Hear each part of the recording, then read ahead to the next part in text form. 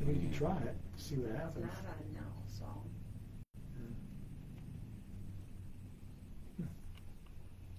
Okay, I'm going to turn, if you're watching on Facebook, I'm going to turn this thing around so you can see Dave. You might want to tell me, Dave, if it's on you or not, because I won't be able to see it. Oh, yeah. Oh, boy. There we go. Is that good? That looks like me, sort of. Good. See, I did that blind on my own. Good job. Well, good. I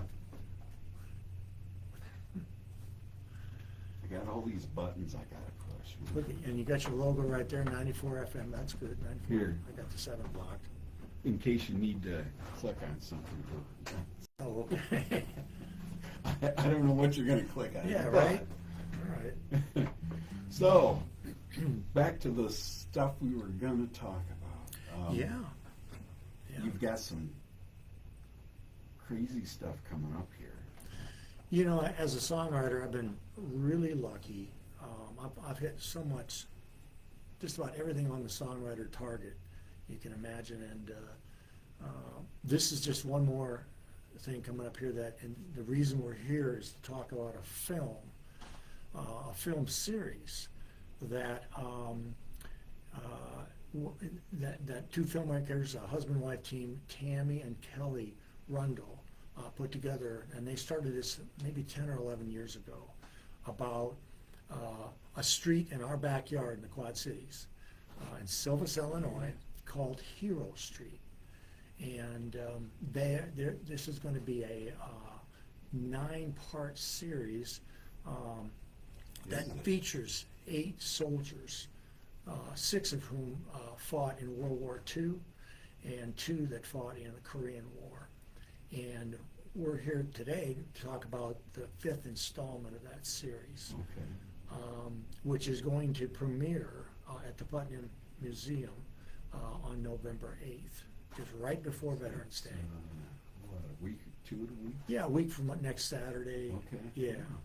And it starts out at about 2 o'clock. So that's the deal. And that's open to the public? It is open to the public. It's about a 250-seater. This is on their big screen. Right. There at the Putnam, and I believe, 250-seater. I think I was told by, the assistant director down there a couple weeks ago, they've already sold close to 200 tickets for this. Great. So, and for that little deal, I'm going to be doing a couple of songs. I'll perform a couple of songs right before they show the film. Live in the theater? Yeah, That's cool. Yeah, we kind of tacked that on. Tammy and Kelly were nice enough to ask me to do that, and if I wanted to, and certainly I'll do that. No, I don't want it. Whatever, however I can help out. So. Well, that's cool. I grew up hearing that story about Hero Street in Silvis. Mm-hmm. My dad used to go down there. He used to take the family down there to Mexican restaurants and stuff. Mm-hmm. Yeah, it's maybe about 25 minutes from where I live, and and kind of one of the interesting things about getting together with Kelly, with the Rundles, we both were working on this independently. Now, they started a lot earlier than I did on this, but I heard about the story, don't even remember where. Probably, it might have been some PBS thing. It wasn't what the Rundles were working on. Right. And that kind of piqued my interest, and it was in my backyard, so went out to take a look. And I started writing on this maybe 3 or 4 years ago. And I didn't know where it was going to go, and it wasn't really fitting in with any other albums, but it kind of became apparent that Hero Street, for me, for this 12th album, that's going to be the title track. And so we have bunched other songs around that idea. And it won't be all about the soldiers there. I've got actually 2 songs that have to do, one with the soldiers themselves, and one that is kind of representative of the community that they came from. And there's so much story there, it would take years to tell, which is what the Rundles are doing. They're tackling that. Oh man, You know. that's a lot of work, I would think. Yeah, but it's, and No I'm work sure at all. there are pockets around the U.S., that everybody, they have their local heroes and that. Yeah. And this is kind of a story like that. Yeah. So, That's fantastic. Like I said, I grew up hearing that story, or those stories, Hmm. I should say. Yeah, fantastic.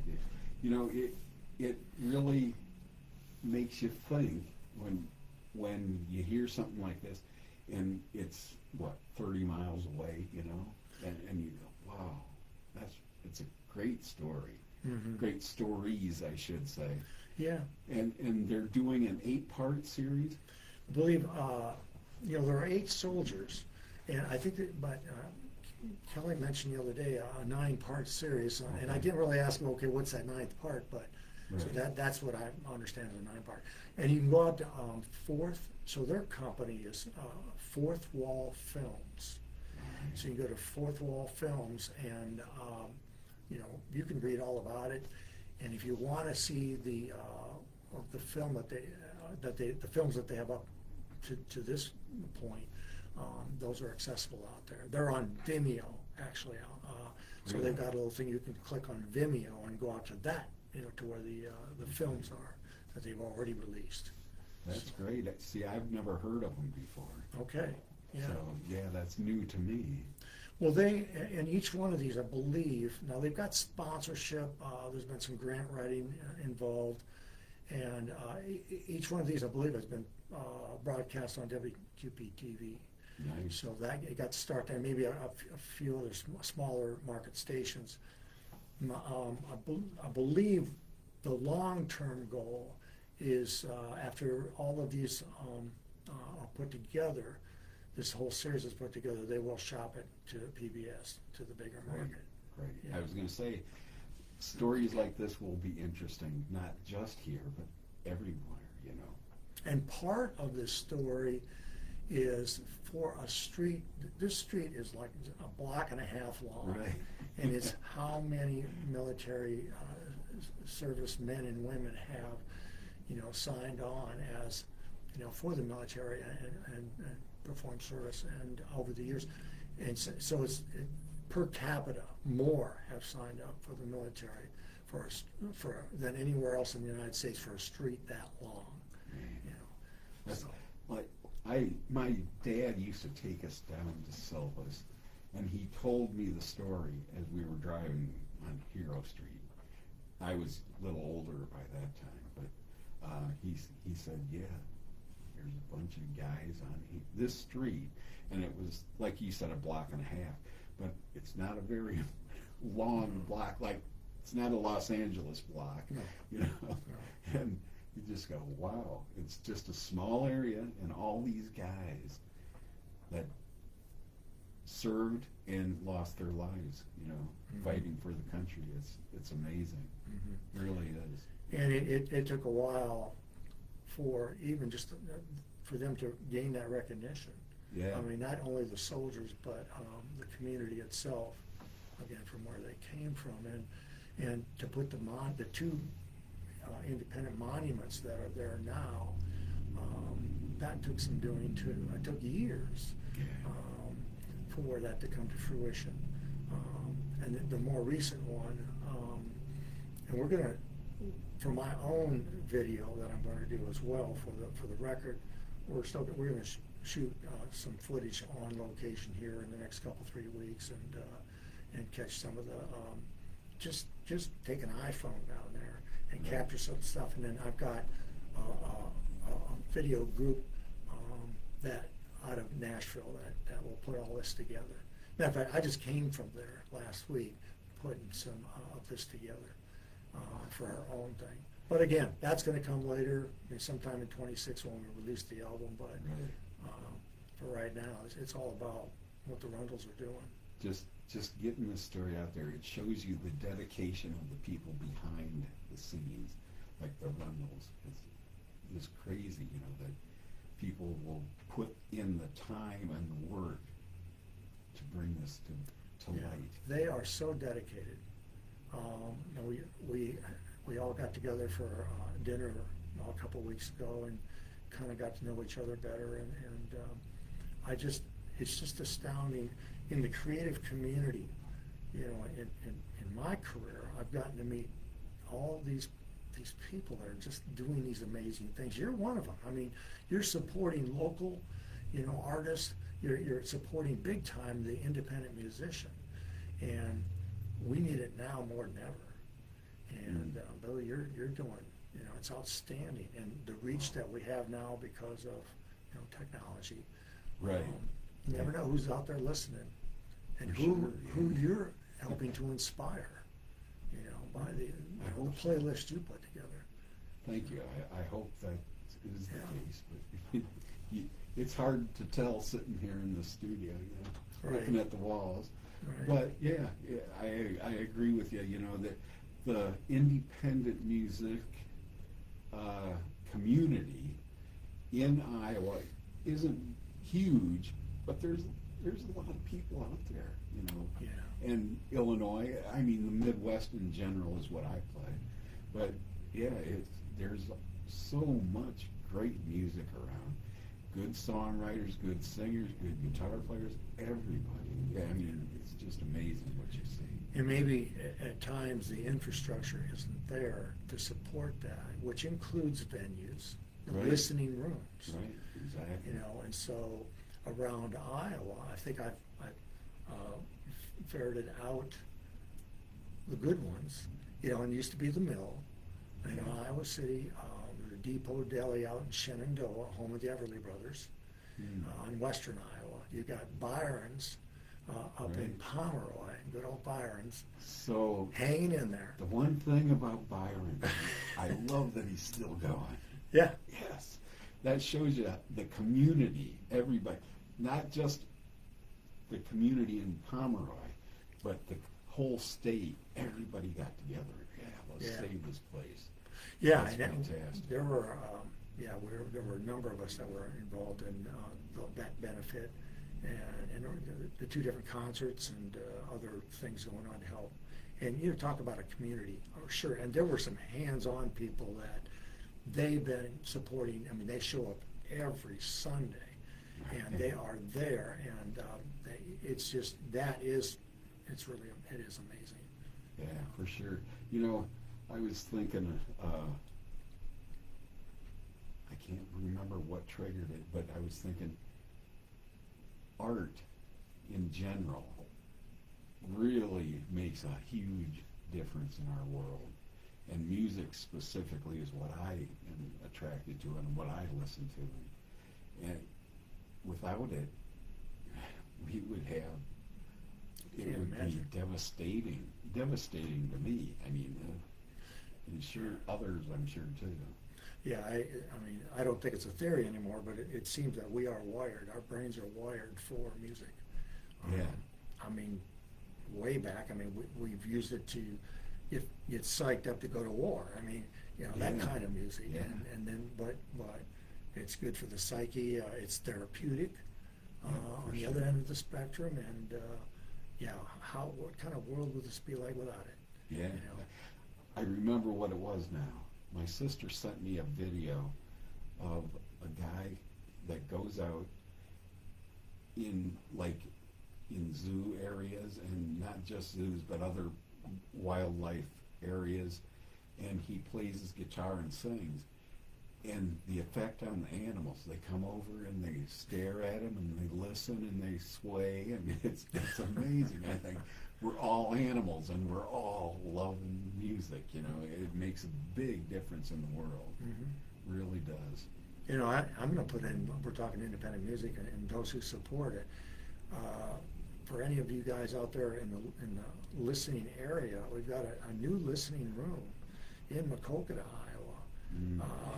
And it's going to be a series that it won't run all year, but I think it's going to be like November through April. And it's Kurt and Angie Lichter are promoting this, and it's called the Monarch Sessions. And the inaugural show is going to feature Dave Moore. So, I mean, y'all, most of you guys who know, yeah, you know, right? You know Right. if you know. So, I love Kurt and Angie too. They're Yeah. super people. Yeah, and we played up in the room itself before this Monarch sessions got fired up. But so it's a great room, you know, and just a great situation, and the people behind that again, you know, that are also supporting, you know, not only Kurt and Angie, but those that are kind of behind the scenes there. Again, thank you so much for being Yes. involved like this. Definitely. You know, so without naming names. Yeah, it's fantastic. Excuse me. Yeah. Yeah, excuse me. I hope you're not eating. I met Kurt when he was part of a band called the Fast Clydes, who my wife, her brother, what is Dan's relation? Well, He's married to your niece. Yeah. Okay, I get Right. it. And, you know, the super fun rockabilly band that they had together for a while. And what a great guy he is. He's got a great story himself. Holy cow. Mm-hmm. But yeah, fantastic. Little spot like Macokota. Yeah. You know, I mean, these aren't huge places, but they're doing good things. Yeah, and the higher profile one up there, of course, is Codfish Hollow. Right. You know, right. and again, that brings a little higher profile musician into the state too, which is good.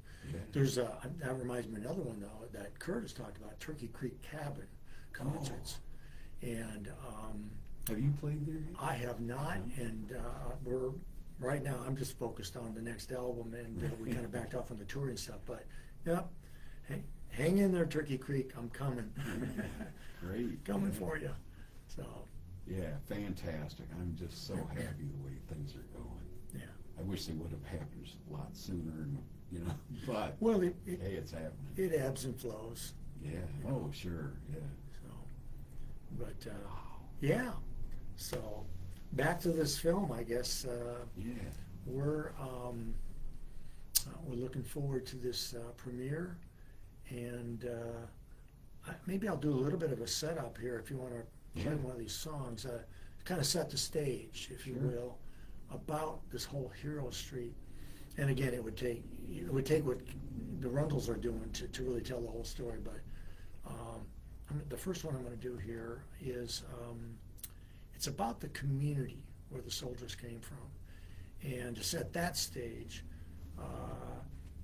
we start, I guess, with the Mexican Revolution, Okay. which is roughly like 1910, 1920, and it's Pancho Villa, and I think there's another general, and they're fighting. That's one faction. They're fighting the president of Mexico, and this thing just goes on and on.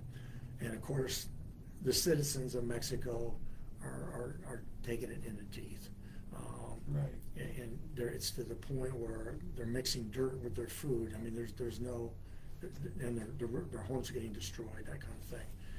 And fast forward a little bit, so 10 years, 12 years of this, they start to hear about the Rock Island Railroad line, looking to hire anybody that wants to work. And so that's where I pick up the story with this first song. And their Rock Island Railroad pays their way, gets them up into the Quad City area, and houses them in these boxcars. It doesn't start out on 2nd Street, but they house them in these boxcars right on the property where they're working. So I make reference to all of this kind of thing in this first song, and I focus on one of the families, and this is the Frank and Joe Sandoval family. Okay. And their parents are Ed. I don't know I can't even pronounce his Mexican name, but Ed and Angelina Sandoval. David G. Smith, live in the KMCN studio on Midwest Revue Live. It's all yours, Dave. All right. This is called Angelina.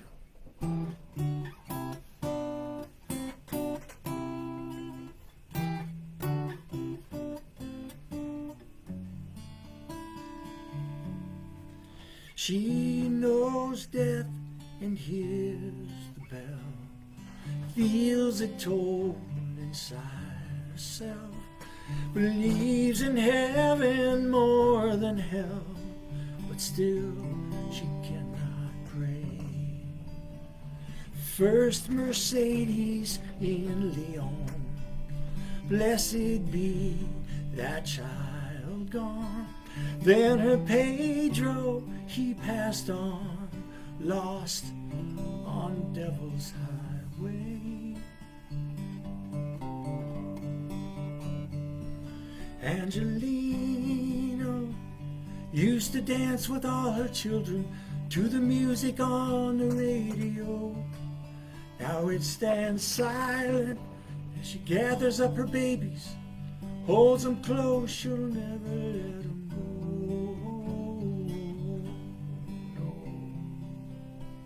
No. She'll never let them go. Frank came after Brother Joe.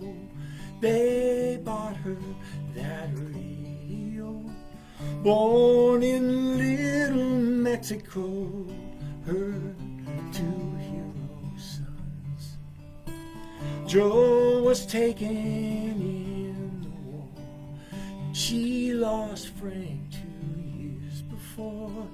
Now she can't take it anymore. How deep her sorrow runs. Angelina used to dance with all her children to the music on the radio. Now it stands silent as she gathers up her babies, holds them close, she'll never let them go.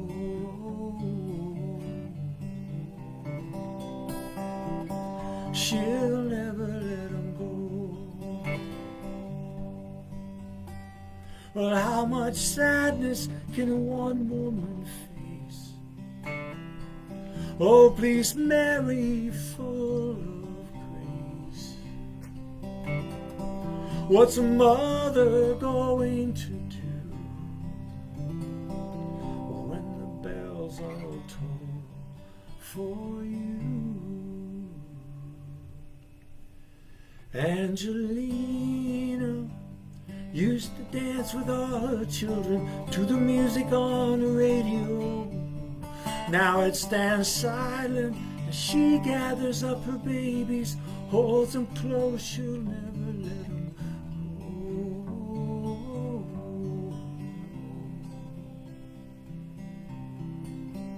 She'll never let them go.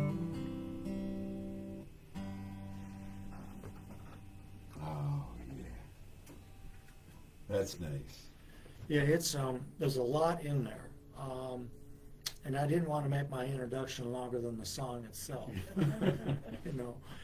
But we're talking about loss here, Right. and the sacrifice that the community makes, you know, much less the soldiers themselves. Yeah, definitely. And in this case, Ed and Angelina are, before they even get to America, on their way up, they lose 2 kids. So Mercedes is the first Mercedes. They're still in Mexico, and then on their way up, they lose Pedro. Mercedes, a daughter, Pedro, a son. There was this road called Devil's Highway that a lot of people took to get up into the United States, and so they lose Pedro. The radio reference.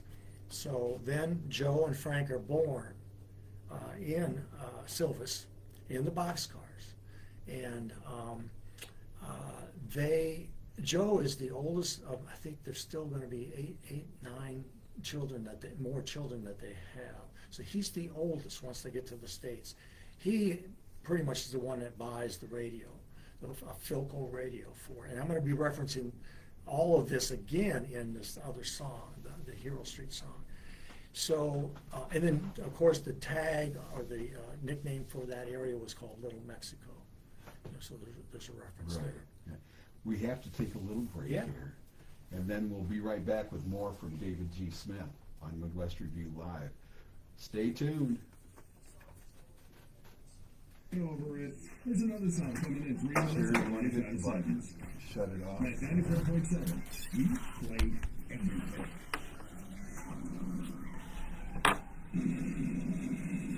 We know the last thing anyone has time for